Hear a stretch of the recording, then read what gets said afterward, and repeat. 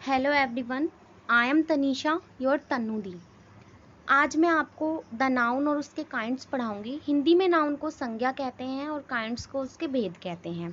Noun की definition आपने अपनी छोटी क्लासेस से ही पढ़ी है। A noun is a name of a person, place और अ थिंग। ठीक है। संज्ञा किसी व्यक्ति, वस्तु और स्थान के नाम को कहते हैं। ठीक है। वस्तु वस्तु मतलब थिंग्स और स्थान मतलब प्लेस और पर्सन मतलब व्यक्ति। ठीक है। इसके एग्जाम्पल है जैसे कि रमेश। रमेश क्या है? नेम ऑफ अ पर्सन, किसी व्यक्ति का नाम है। गोल्ड, गोल्ड क्या है? नेम ऑफ अ थिंग, किसी वस्तु का नाम है। थिंग मतलब वस्तु यानी कि कोई भी चीज। ठीक है। और इंडिया गेट क्या है? Name of a monument. Monument मतलब किसी इमारत का नाम है। ठीक है। और दिल्ली, दिल्ली क्या है? नेम ऑफ अ सिटी यानी कि किसी स्थान का नाम है, किसी शहर का नाम है। नाउन जो होती है हमारी 5 तरह की होती है। Proper noun, common noun, collective noun, material noun, abstract noun.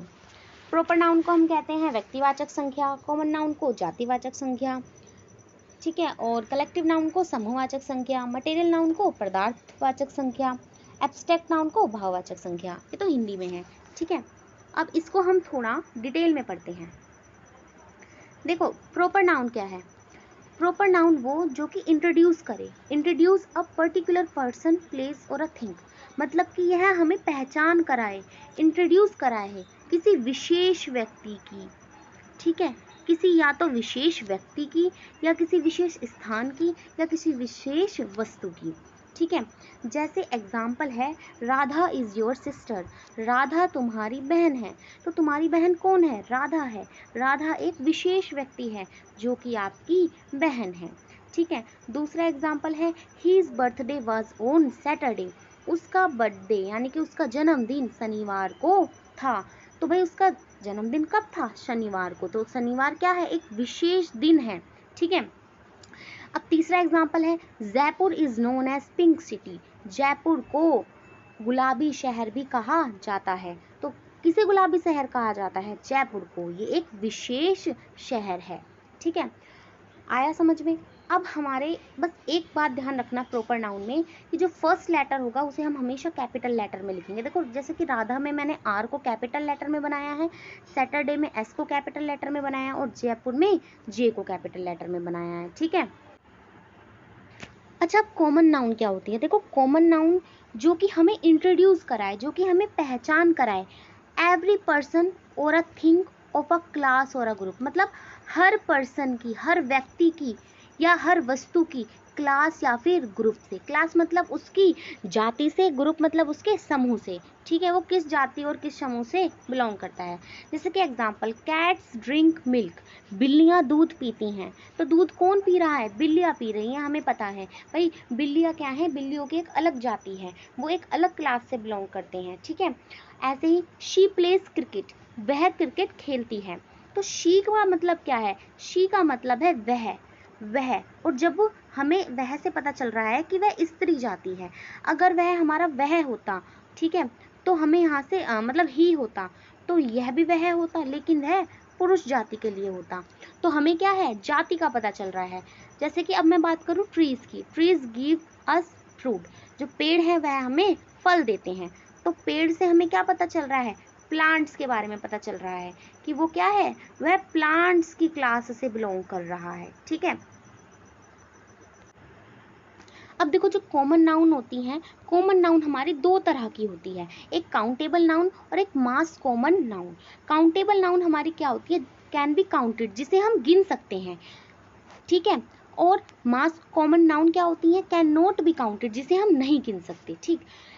इसे हम गिन सकते हैं काउंटेबल नाउन को, और मास कॉमन नाउन को हम नहीं गिन सकते। ठीक है। गिन सकते हैं मतलब जैसे कि ट्रीज, पेड़ों को हम गिन सकते हैं, भाई 1 पेड़ है, 2 पेड़ है, 3 पेड़ है। कैट्स को भी हम गिन सकते हैं, और किताबों को भी गिन सकते हैं, ऐसी बहुत चीजें। ठीक है। और जो हमारी मास कॉमन नाउन है उन्हें हम नहीं गिन सकते। जैसे कि पानी, क्या हम पानी को गिन सकते हैं? 2 पानी, 3 पानी, 4 पानी। ठीक है। क्या हम स्टार्स को गिन सकते हैं? पूरे स्टार्स को हम नहीं गिन सकते। ठीक है। तो जो पानी है, पानी यहाँ पर हमारा हो जाएगा मास कॉमन नाउन। देखो पानी को हम मीज़र कर सकते हैं, हम नाप सकते हैं कि वह 1 लीटर है, 2 लीटर है, 3 लीटर है, लेकिन हम उसे गिन नहीं।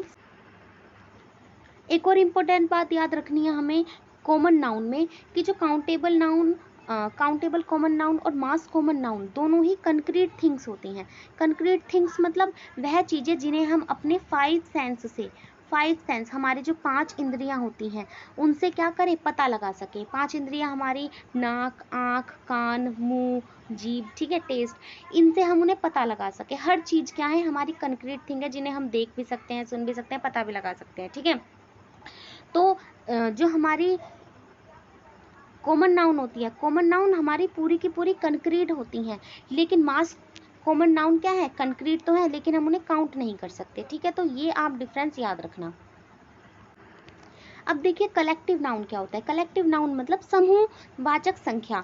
ये हमें इंट्रोड्यूस कराती हैं, पता लगा हमें परिचय करवाती हैं अ ग्रुप और टीम, किसी ग्रुप का या टीम का, मतलब ज़्यादा लोगों के समूह का पता करवाती है, ठीक है। अब जैसे कि एग्जांपल देखो, हर फैमिली इज़ गुड, उसकी फैमिली अच्छी है। अब फैमिली क्या है भाई, फैमिली ग्रुप की ही होगी, फैमिली में बहुत सारे लोग होते हैं, तो ये हमें किसी ग्रुप के बारे में पता लगा रही है, ठीक है, पता करा के दे रही है।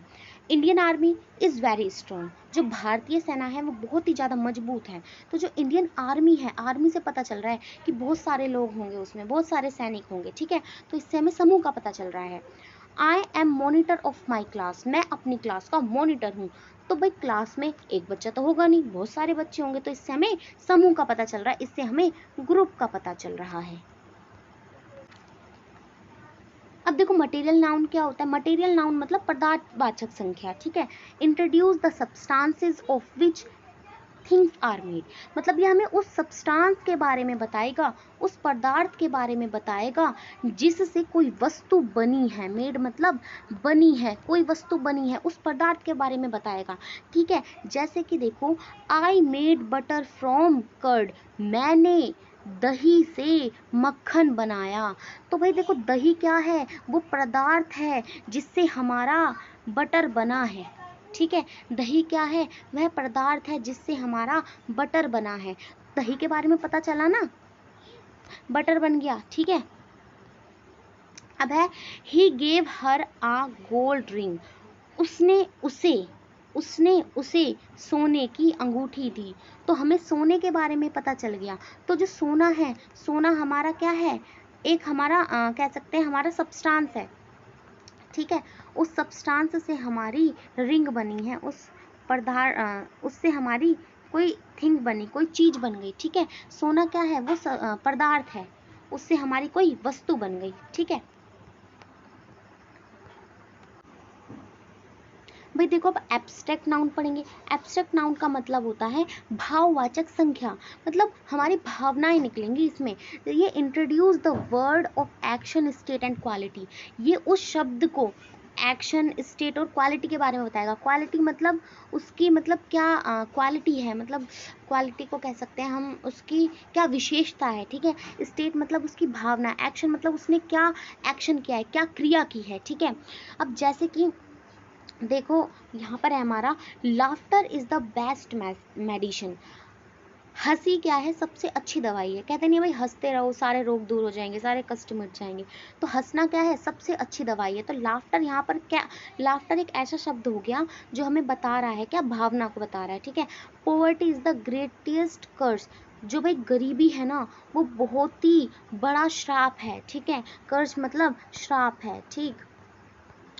तो यहाँ पर जो पॉवर्टी शब्द है ना वो हमारा एब्स्ट्रैक्ट नाउन का है। Honesty is the best policy, ईमानदारी सबसे अच्छी नीति है। तो ये शब्द क्या है, ये हमारी भाववाचक संज्ञा के हैं। हाँ, और एक बात और ध्यान रखना, नोट है कि subject like physics, geography, etc, जितने भी सब्जेक्ट होते हैं ना जिन्हें भाई हम पढ़ते हैं, स्टूडेंट्स हैं हम, ये सब एब्स्ट्रैक्ट नाउन के एग्जाम्पल्स हैं, ठीक है। तो ये थी मेरी वीडियो। आई होप आपको ये वीडियो अच्छी लगी हो। अगर आपको नाउन समझ आ गए तो बहुत अच्छी बात है। अगर कोई डाउट है तो आप कमेंट में पूछने ना भूलें, और मेरे चैनल को सब्सक्राइब कीजिए, कमेंट कीजिए और शेयर भी कीजिए, ठीक है। और मेरी वीडियो पसंद आए तो लाइक कीजिए। Thank you.